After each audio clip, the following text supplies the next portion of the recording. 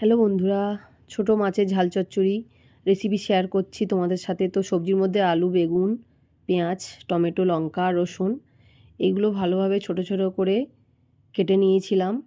তো কেটে নেওয়ার পর একটা থালাতে ওই সমস্ত সবজিগুলো যেগুলো কেটেছিলাম এক এক করে দিয়েছিলাম। তো দেওয়ার পরে এবার গুঁড়ো মশলার মধ্যে দিয়েছিলাম লঙ্কা গুঁড়ো, যে যেমন ঝাল খাও তেমন দেবে। তো আমি একটু ঝালঝালি বানিয়েছিলাম। তো লঙ্কার গুঁড়ো, হলুদ গুঁড়ো আর লবণ, অবশ্যই সর্ষের তেল দিলে বেশি ভালো লাগবে তার জন্য দিয়েছিলাম। তো সর্ষের তেল না দিলেও অনেকে সাদা তেল দিলেও করতে পারো। তো তারপরে ভালোভাবে মাখিয়ে নিয়েছিলাম।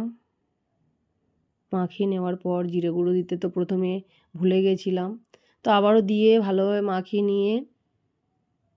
নেওয়ার পরে এবার ওই কাঁচা চুনো মাছগুলো দিয়ে হালকা হাতে ভালোভাবে মাখিয়ে নিয়েছি। তো ভালোভাবে মাখিয়ে নেওয়ার পর কিছুক্ষণ ঢাকা দিয়ে রেখেছিলাম।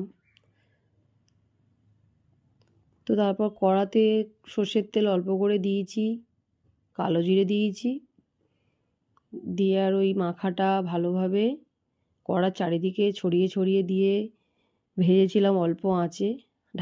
ঢাকা দিয়ে দিয়ে ভেজেছিলাম। তো তোমরা চাইলে জল অ্যাড করতে পারো, আমি জল অ্যাড করিনি কারণ ঢাকা দিয়ে দিয়ে ভেজেছিলাম।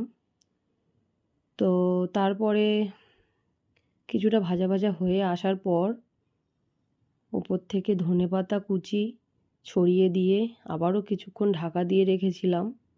রেখে দেওয়ার পর দেখো ফাইনালি আমার কাঁচা চুনো মাছের ঝাল চচ্চড়ি রেডি।